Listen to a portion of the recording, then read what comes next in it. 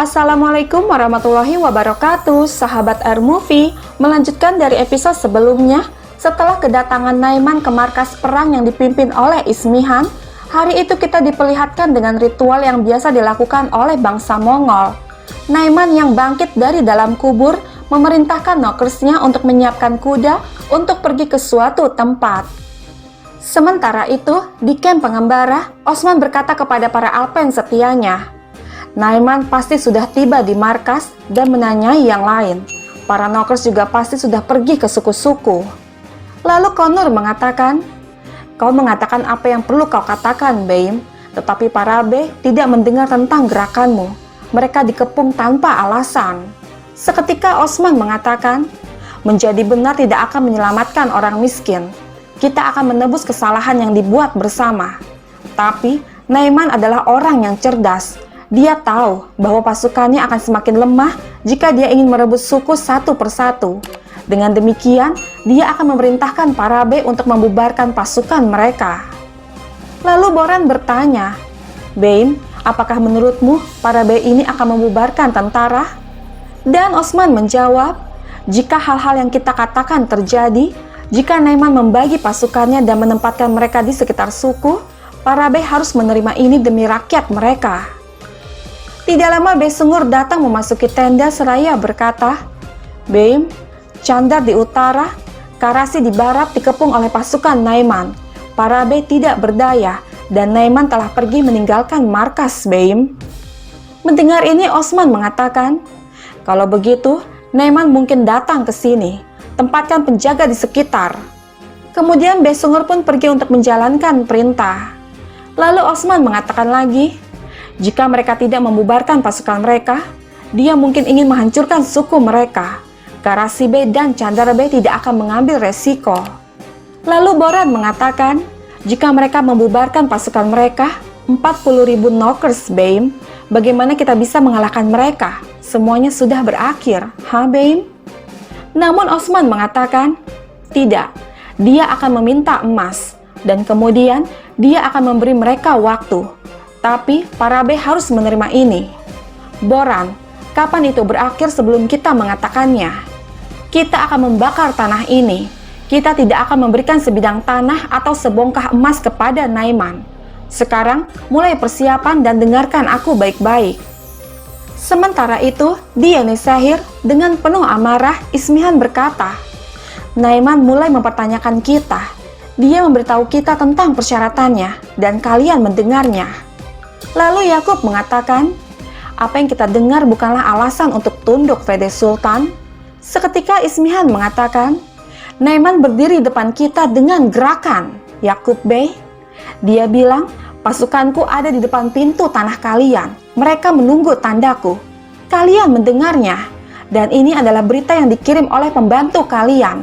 Orang-orang kalian ketakutan. Membaca surat itu, Candar Bey berkata, dia memergoki kita tidak sadar. Dia menindas rakyatku dan memojokkanku di sini. Kita seharusnya mendengarkan Osman Bey di dewan hari itu. Seketika Ismihan mengatakan, tidak ada yang bisa menyelamatkan masa depan dengan mengingat masa lalu, Candar Bey. Cukup.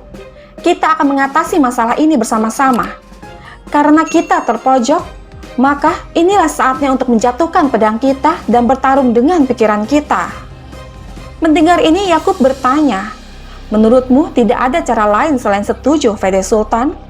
Dan Ismihan menjawab, sayangnya tidak ada. Kau juga tidak bisa melawan pasukan ini sendirian, dan kami juga tidak bisa memenuhi keinginan Naiman tanpamu. Kita tidak dapat membahayakan tanah Candar Bey dan Karasi Bey. Kita akan setuju. Mendengar ini Karasi berkata, keselamatan orang-orangku adalah prioritasku. Tapi 150 peti emas, 150, ini terlalu banyak, Fede Sultan. Apakah kita cukup kuat untuk menghadapinya?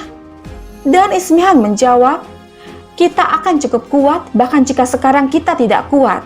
Kita akan menemukan jalan. Jika diperlukan, kau akan menaikkan pajak rakyatmu. Mereka akan mengambil tanggung jawab untuk keselamatan mereka.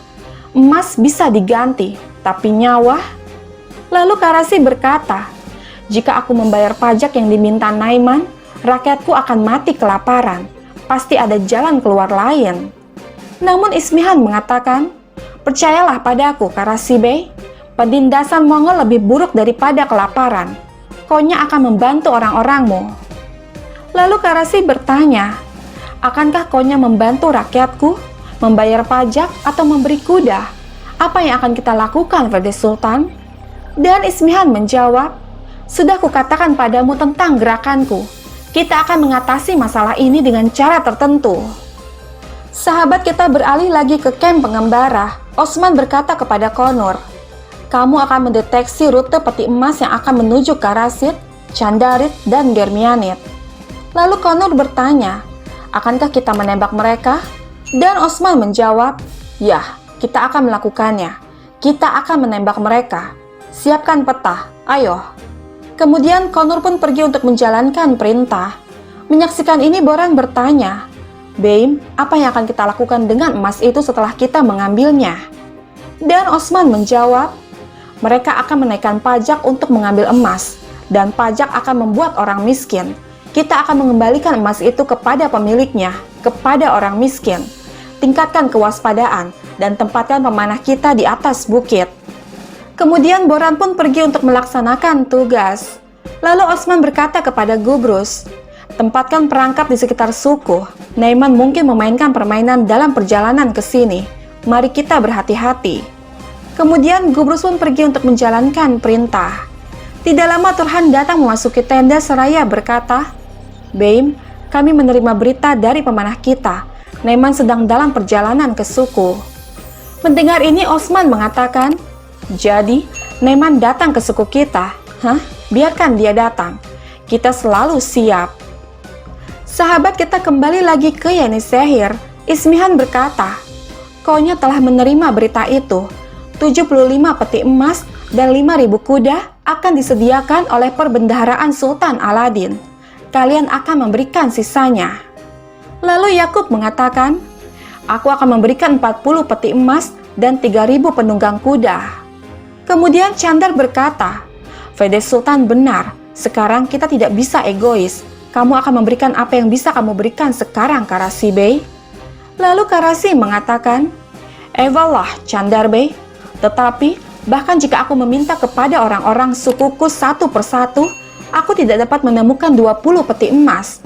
Lalu bagaimana kamu akan memberikan 15 peti saat Yakub Bey memberi 40 peti?" Mendengar ini Ismihan mengatakan, "Bellers, kirim utusan kalian secepat mungkin dan minta emas dan kudanya. Kita tidak punya waktu untuk disia-siakan. Kita akan menemukannya dengan cara tertentu. Sekarang kembali ke kamar kalian dan pikirkanlah. Jika perlu, kita akan meminta pinjaman kepada para bey. Jika perlu, dari kaisar. Tapi kita akan menemukan uang itu." Kemudian mereka pun pergi untuk membubarkan diri. Sementara itu, terlihat Olaf dan beberapa pasukannya tengah berjalan mengendap menuju kamp pengembara untuk menyelamatkan Frigg.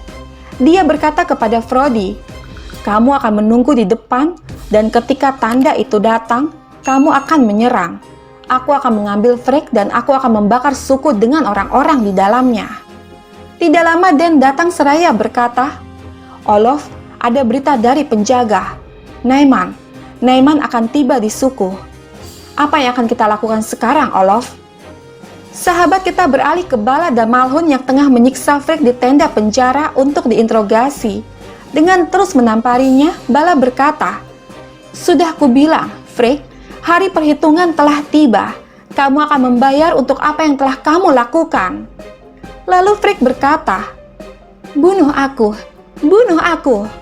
Namun Bala mengatakan, "Tidak. Aku tidak akan memberimu kematian yang mudah. Pertama, kamu akan memberitahuku racun yang telah kamu gunakan pada Orhan. Kemudian, kamu akan menceritakan semua hal buruk yang telah kamu lakukan."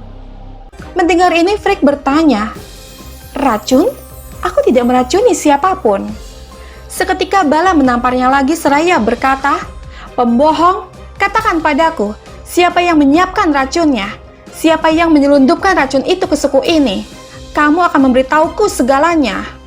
Namun Frigg menjawab, "Tidak, aku tidak akan pernah berbicara. Kamu tidak bisa membuatku berbicara, Bala. Kamu tidak bisa." Mendengar ini membuat Malhun kesal. Dengan mencekik leher Frigg, Malhun berkata, kau akan bicara. Kau akan berbicara sedemikian rupa sehingga kamu akan memohon untuk mati. Namun Frigg mengatakan, tapi aku tidak memohon untuk hidup bersama atau mati. Tapi Olaf akan membunuhmu bahkan sebelum membiarkanmu mengemis. Dia akan datang ke sini dan menghancurkan kalian semua. Tidak lama Esma datang memasuki tenda seraya berkata, Bala Hatun, Malun Hatun, Naiman datang. Mendengar ini Bala memerintahkan alpennya untuk terus mengawasi Frigg. Kemudian mereka pun pergi dari sana. Di samping itu, Naiman dan para nokersnya tiba di suku. Dengan Naiman berkata, Osman, apakah kamu tahu apa itu kehebatan? Saat itulah reputasimu tiba sebelum kau melakukannya. Dan apakah itu tiba sebelum aku? Dan Osman menjawab, tulang yang gagah berani meleleh, tapi reputasinya tetap ada. Mendengar ini Naiman mengatakan, wah, kalimat yang bagus. Tapi ada sesuatu yang hilang. Ketika semua orang yang mengetahui namamu mati, kamu tidak memiliki reputasi. Aku cukup kuat untuk melakukan itu. Kau tahu? Dan Osman menjawab, aku tahu. Tapi ada satu hal lagi yang aku tahu. Bahwa akhir dari orang sombong selalu kalah. Kemudian Naiman mengatakan, tentu saja, lihat, Valide dan para bey-nya telah kalah. Tapi aku, Komandan Mongol Naiman, mengunjungi tenda Osman. Sungguh berkah. Osman menyiapkan meja untukku. Lalu Osman mengatakan, tamu selalu dijamu di sebelah meja terbaik. Tapi katakan padaku, apakah kau tamu atau musuh? Dan Naiman menjawab, aku akan mengajukan pertanyaan kepadamu, Osman. Aku akan memutuskan setelah mendapatkan jawaban darimu. Tidak lama Olaf datang memasuki suku seorang diri dengan berteriak menyebut nama Osman. Melihat itu Naiman bertanya, siapa ini, Osman? Dan Osman menjawab, bajingan yang akan bernafas untuk terakhir kalinya. Dengan diliputi amarah, Olaf terus berjalan seraya berkata, kau akan memberikan Frigg kepadaku. Jika tidak, aku akan membunuh semua orang muslim untuk setiap helai rambut Frigg. Mendengar ini Osman mengatakan, jika kamu merusak bahkan sehelai rambut seorang muslim, maka kamu akan membayar mahal untuk itu. Dan Olaf mengatakan, jika kamu tidak memberikan Frigg, aku akan menumpahkan darah itu. Lalu Osman berkata, jika kau menginginkan Frigg, kau akan memberikan Inegol kepadaku. Kau akan tinggal di properti yang bukan milikmu. Buat keputusanmu, Frigg atau Inegol. Atau aku akan mengambil kepalamu dan melemparkannya ke Inegol. Seketika Naiman menghentikannya seraya berkata, Osman. Kemudian Olaf mengatakan, aku memberi perintah kepada tentaraku. Jika aku tidak kembali, pembantaian akan dimulai. Mendengar ini membuat Osman dan semua penduduk suku hanya terdiam.